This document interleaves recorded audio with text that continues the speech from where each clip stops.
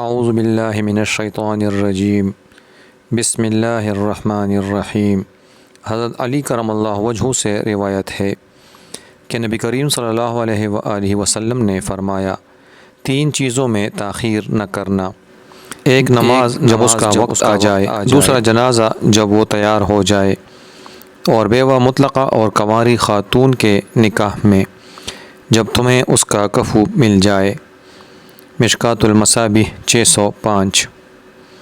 حضرت ابو ذر رضی اللہ عنہ بیان کرتے ہیں، رسول اللہ صلی اللہ علیہ وآلہ وسلم نے ارشاد فرمایا، تین اشخاص ایسے ہیں جنہیں اللہ پسند فرماتا ہے، اور تین ایسے ہیں جنہیں اللہ ناپسند کرتا ہے۔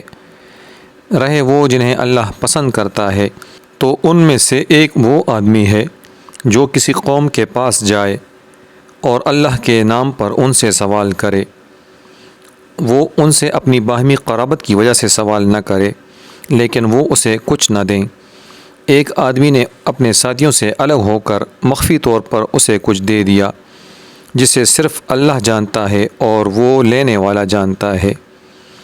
اور ایک وہ قوم جو ساری رات چلتی رہی حتیٰ کہ جب نیند انہیں تمام چیزوں سے زیادہ محبوب ہو گئی تو وہ سو گئے۔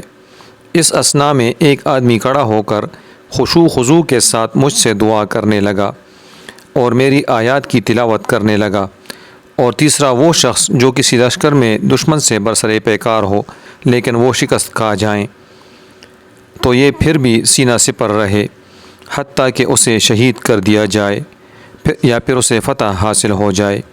اور وہ تین جنہیں اللہ ناپسند کرتا ہے، بوڑھا، زانی، متکبر، فقیر اور ظالم مالدار ہیں۔ مشکوٰۃ المصابیح 1922۔